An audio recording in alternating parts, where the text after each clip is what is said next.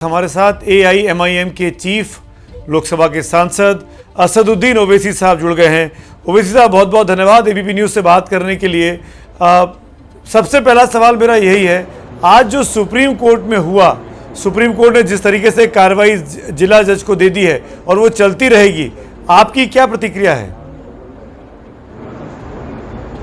नहीं, मेरा पहला मानना यह है कि जो इंतजामिया कमेटी चाह रही थी कि लोअर कोर्ट के ऑर्डर पर पूरा स्टे लग जाए, वो नहीं हुआ। दूसरा, सुप्रीम कोर्ट आप जानते हैं कि अब वो लोअर कोर्ट के जज के पास ये बात नहीं सुनी जाएगी, बल्कि दूसरे डिस्ट्रिक्ट जज के पास जाएगा। तो हमारा मानना यह है कि सुप्रीम कोर्ट के पास आर्टिकल 142 में इतने पावर्स हैं कि वो कंप्लीट जस्टिस उनको करना है और करेगी। ये बैलेंस करने की कोई जरूरत नहीं है। और सुप्रीम कोर्ट हो, लोअर कोर्ट हो, उनको वॉक द टॉक करना चाहिए, क्योंकि 1991 का एक्ट खुद 5 जजेस, जिसमें जस्टिस चंद्रचूड़ साहब भी थे, उन्होंने 91 एक्ट को बेसिक स्ट्रक्चर से जोड़ दिया। तो उसको इम्प्लीमेंट करना जरूरी है। और हमारे को जो अंदेशा है, जिस तरह हमने बाबरी मस्जिद को खोया, पहले चबूतरे से बात आई, मूर्तियां रख दी गई, फिर बगैर सुने ताले खोल दिए गए, फिर डेमोलिशन हुआ, मेकशिफ्ट टेंपल, मेकशिफ्ट में पूजा, और फिर किसी को सजा नहीं हुई डेमोलिशन के बाद। तो हमको यही दिख रहा है कि कहीं इसी तरीके से हमको मस्जिद ना छीना जाए। और मेरा मानना यह सुमित साहब के पुराने जख्मों को नहीं खोलना चाहिए। अगर आप पुराने जख्मों को खोलेंगे तो माहौल खराब होगा, विशिएट होगा। आपको लग रहा है कि आज इन मसलों आज की हियरिंग में झटका लगा है? नहीं, झटका नहीं लगा है, झटका नहीं लगा है। हम तो यही उम्मीद कर रहे हैं कि 91 का एक्ट जो है उसका इन प्रिंसिपल हमेशा इंप्लीमेंटेशन होना चाहिए। आज आप देखिए, आज आप जब हमने कहा कि वो सर्वे इटसेल्फ इलीगल था, अनकॉन्स्टिट्यूशनल था, कमिश्नर का अपॉइंटमेंट अनकॉन्स्टिट्यूशनल था, तो कल आप देखते हैं कि मथुरा में वैसा ही ऑर्डर दे दिया गया।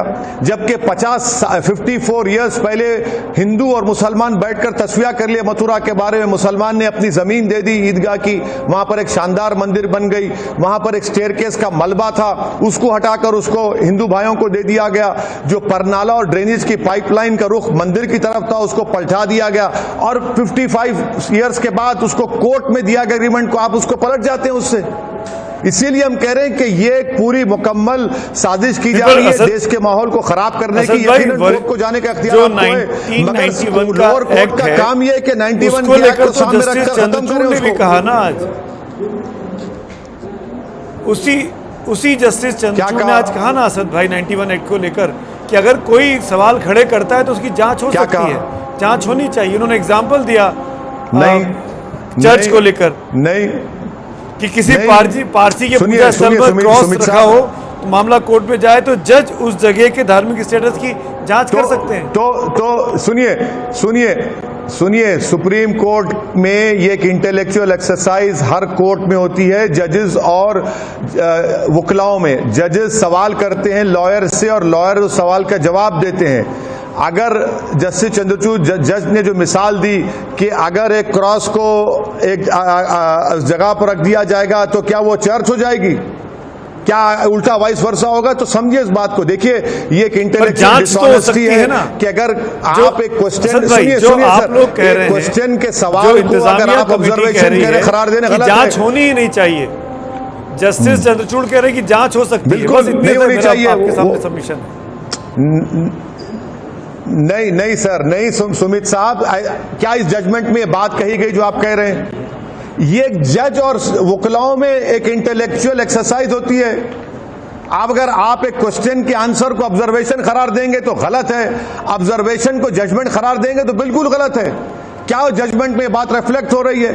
अगर मैं किसी मंदिर में जाकर वहां पर सुनिए आप नहीं है ऑब्जर्वेशन, आप कह रहे थे कि जांच नहीं होनी चाहिए, ऑब्जर्वेशन भी नहीं है, पुराने स्टेटस पे जाना चाहिए। जज साहब ने कहा कि जांच हो सकती है। जी सुप्रीम प्लीज, आप इसको ऑब्जर्वेशन नहीं करार दे सकते। इसको ये एक क्वेश्चन का जवाब आया तो उसको आप ऑब्जर्वेशन कैसे करार देंगे? ये गलत बात है। क्या उस जजमेंट में रिफ्लेक्ट हो रहा है आज के ऑर्डर में? देख लीजिए आप, नहीं हो रहा है। पर अब 8 हफ्ते तक तो जिला जज में कार्रवाई चलेगी ना। जिन जज साहब को कहा कि अनुभवी हैं वो जांच करें, और वो वहां पे कार्रवाई चलती रहेगी। तो जो चीज़ आप लोग चाह रहे थे, इंतज़ामिया कमेटी चाह रही थी, वो नहीं हो पाई ना। एक तरीके से जो शिवलिंग होने की बात हिंदू पक्ष कह रहा था, उसी तरफ चीज़ें जाती हुई दिखाई दे रही है ना, जो आपने अंदेशे की बात कही पहले जवाब में। तो देखिए, अब आपका बोलना बिल्कुल सही है। हम तो इंतजामिया ये चाह रहा था कमेटी के पूरे लोअर कोर्ट के ऑर्डर पर स्टे लग जाए, मगर सुप्रीम कोर्ट ने कम से कम उस जज साहब के पास तो मसले को नहीं रखा जिन्होंने सिर्फ एक पक्ष को सुनकर बगैर रिपोर्ट उनके पास है उन्होंने उसको कह दिया कि शिवलिंग है। वो सर्वे इटसेल्फ इलीगल है, अनकॉन्स्टिट्यूशनल है। पर अभी ये आपका मानना है, अब ऐसा अभी सुप्रीम कोर्ट ने नहीं माना है असद साहब। बड़ी हम्बल तरीके से एक चीज़ और आपके सामने रखना चाहता हूँ। हिंदू पक्ष ने अपनी दलीलों में कहा है कि 91 का एक्ट लागू ही नहीं होता ज्ञानवापी के ऊपर, क्योंकि जो मूर्तियाँ हैं वो तो 1947 के पहले की रखी हुई हैं। तो तमाम धार्मिक निशानियाँ मौजूद है जो कमीशन की रिपोर्ट में भी दिखाई दे रहा है। सुनिए सुमित भाई, जब आप कोर्ट में जाते हैं और 91 का या किसी कानून का हवाला देते हैं तो आप पार्लियामेंट के डिबेट्स का इंटेंट भी दिखाते हैं। स्टेटमेंट ऑफ ऑब्जेक्ट्स जो कानून का है उसमें कहा गया कि फ्यूचर में कंट्रोवर्सी ना हो। मैं आपके एडिटोरियल टीम को कह रहा हूं कि मैं अब जो कह रहा हूं उसको नोट कर लें, और अगर गलत है तो मुझे आप कल सुबह में बुला लीजिए, सुबह 4 बजे 6 बजे बुला लीजिए।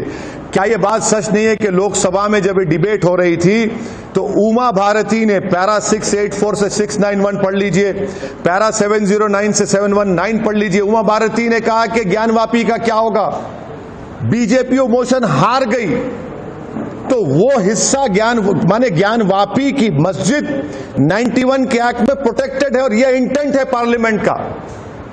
इसको समझिए प्लीज आप लोग, आप पढ़ लीजिए डिबेट लोकसभा के। मैं आपको पैरा नंबर मैं समझने को तैयार हूं असद भाई, मेरे समझने से कुछ नहीं होगा। 9 कह रहा हूं। उमा भारती जी का हमने इंटरव्यू किया कल असद भाई, उन्होंने रिपीट की उस बात को कि मैंने तब भी विरोध किया था 91 के एक्ट का, मैं आज भी विरोध करती हूँ। हमको अयोध्या के बाद मथुरा और काशी चाहिए, हमारी आस्था से जुड़े हुए मामले हैं। उमा भारती आज भी यही कह रही है। मेरा आपसे सवाल यही है कि क्या 91 के एक्ट को रिव्यू करने का वक्त आ रहा है? क्या उस तरफ चीजें जा रही हैं? सर सुन लीजिए, उमा भारती ने और उनकी पार्टी ने उस मोशन को हार गए तो ज्ञानवापी 91 का प्रोटेक्शन है। उस 91 के एक्ट को सुप्रीम कोर्ट ने मान लिया और कहा कि भारत के संविधान का हिस्सा है। अब आप बताइए कि किसका केस मजबूत है 91 के एक्ट के ऊपर? आप चैलेंज करिए, मगर 5 जजेस की बेंच ने कह दिया कि 91 का एक्ट बेसिक स्ट्रक्चर का हिस्सा है। इसीलिए मैं कहता हूं कि कोर्ट्स ऑफ लॉ को वॉक द टॉक करने की जरूरत है। अब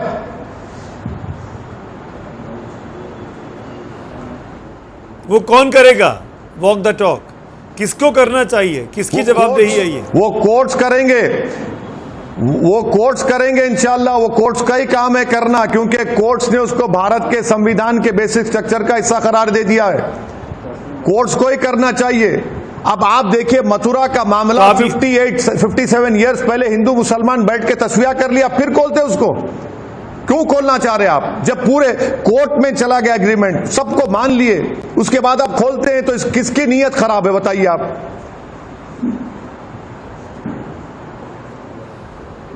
आपको इस बात का अंदेशा है थैंक यू सर कि बाबरी, जो आप कहते हैं कि बाबरी भी गंवा दी, अब हम ज्ञानवापी को नहीं गंवाएंगे, अब चीजें ईदगाह तक आ गई हैं, मथुरा तक, इस बात का अंदेशा है, डर है आपको क्या? इसलिए आप इस तरह की बात कह रहे हैं? भारत के मुसलमानों में एक कच्चा है कि जिस तरह हमने बाबरी मस्जिद को खोया, फिर से हम कोई मस्जिद को अपनी आंखों के सामने ना खोलें। सुमित साहब, क्या आप नहीं देख रहे हैं कि कोई कह रहा है कि जामा मस्जिद की सीढ़ियों को तोड़ दो? अरे भाई, बात कहां रुकेगी? कल जाकर कहेगा कि मैं क्या कह दूं कि प्रधानमंत्री के घर के नीचे मस्जिद है। आप हाजी अली की दरगाह को दरगाह नहीं मानते। ये डिमांड्स इतने शुरू हो जाएंगे। इसीलिए हम कह रहे हैं कि कोर्ट्स का काम यह है कि निपिट उसी वक्त उसको दबाइए कि 91 का एक्ट संविधान का बेसिक स्ट्रक्चर का हिस्सा है, इसको एंटरटेन। कोई कोर्ट को जा सकता है, मगर कोर्ट्स की जिम्मेदारी है। देखिए, ये हिसास और कंट्रोवर्शियल मसले हैं, कोई दूसरा सिविल डिस्प्यूट नहीं है। अगर एक बार आप कुछ फैसला दे देंगे, फिरंगी महली साहब ये कह रहे हैं आप ही की कम्युनिटी के कि हमको शांति बना के रखनी चाहिए। आप जिस तरह की बयानबाजी कर रहे हैं असद भाई, कौन कह रहा है? वो कम्युनिटी के अंदर लोगों को उकसा रहा है, उनके अंदर भावो। कौन कह रहा है? कौन कह रहा है? ये आपका सवाल नहीं सुन पाया। कौन कह रहा है? सुमित साहब, फिरंगी मैली साहब का बयान आया लखनऊ से, कहा कि शांति बना के रखें, जुलूस ना निकालें, भीड़ इकट्ठी ना करें, और आपको नाम नहीं लिया उन्होंने। आपकी भाषा ऐसी है कि आप लोगों को इमोटिव तौर पर उनको उकसाने की कोशिश कर रहे हैं, भावनात्मक तौर पर। सुनिए, अगर हिम्मत है तो नाम लो ओवैसी का, नाम लो ना, डर क्यों रहे? मैं कहाँ भड़का रहा हूं? अगर भड़का रहा हूं तो जाओ मेरे खिलाफ मुकदमा दर्ज करो। मैं 91 की एक्ट की बात कर रहा हूं, सुप्रीम कोर्ट के जजमेंट की बात कर रहा हूं। अगर इनको ये बातें समझ में नहीं आ रही तो किसी वकील को बिठाकर अकल हासिल करो। मुझे इन लोगों की फिक्र नहीं है। ये वही लोग हैं जो समाजवादी की चमचागिरी कर रहे थे। समाजवादी आज मुंह नहीं खोल रही है। क्यों नहीं खोल रही है? जो समाजवादी को बुलाकर उनके नेताओं को ईद की दावत में, इफ्तार की दावत में खजूर खिलाते हैं, शीर खुरमा खिलाते हैं। बोलो ना, अपने प्यारे अखिलेश से कहो कि बेटा मुंह खोलो। अरे ओवैसी का नाम लो, हिम्मत है तो। मैं तो खुलकर कह रहा हूं ना, मैं तो अल्फाज नहीं चाप रहा हूं। पर्सनल लॉ बोर्ड की मीटिंग में जो हुआ वो तय हुआ, और पर्सनल लॉ बोर्ड जो तय किया मैं उसका पाबंद हूं। पर्सनल लॉ बोर्ड ने क्या फैसला लिया, आपने उसको कैरी किया। अब बताइए, ओवैसी जो कह रहा है वो पर्सनल लॉ बोर्ड के फैसले के खिलाफ कुछ कह रहा है क्या? इन छोड़िए इन लोगों को, ये हमेशा इब्नुल वक्त है, इब्नुल वक्त ही रहेंगे ये लोग। असद भाई आज जुमे की नमाज के लिए ज्ञानवापी में बहुत बड़ी संख्या में लोग मौजूद थे, जरूरत से ज्यादा भीड़ थी, इसको आप कैसे देखते हैं? सुमित भाई, आप क्यों ऐसा सवाल कर रहे हैं? हर जुमे की नमाज में मुसलमान ज्यादा होते हैं। अरे हम तो मुसलमानों से ये अपील करेंगे कि भैया जिस तरह जुमे की नमाज पढ़ते उस वक्त इस तरह 5 वक्त की नमाज पढ़ो, फजर की नमाज पढ़ो। जुमे की नमाज में सब जाते हैं, हर मस्जिद में मुसलमान मौजूद होता है।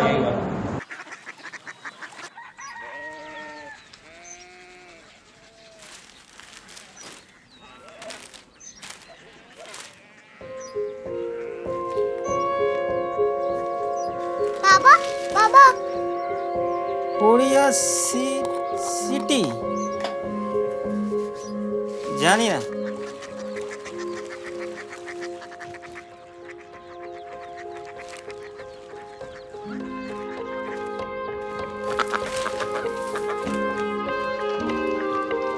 Korea city?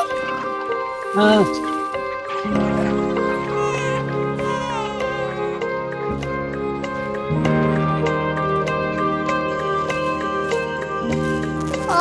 कोरिया सिटी कहाँ पे है? शहर अंग्रेजी लगे हैं।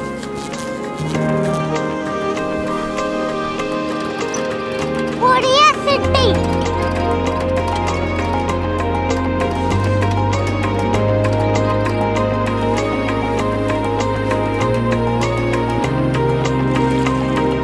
वो बहुत दूर है।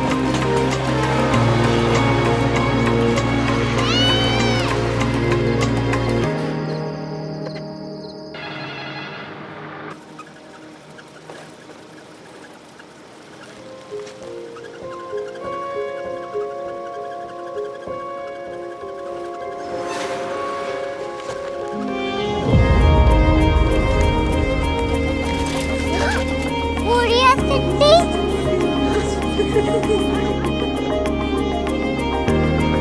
दुनिया को बोलना नहीं, कुछ लोग बड़े होते हैं। कोरिया सिटी कहाँ है? प्रोफेसर साहब को पता होगा। हो, ये छोटा वाला ग्लोब लगता है और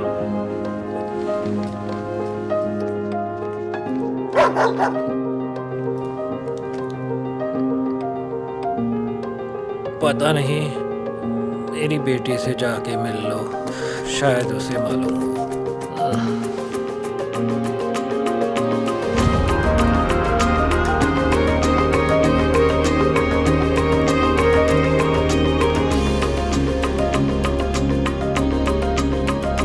हाय, बाबा ने भेजा है। Come here. Korea city. Korea city नहीं, क्यूरियोसिटी। वो क्या? That's what brought you here? जो तुम्हें यहाँ तक ले आया. क्यूरियोसिटी.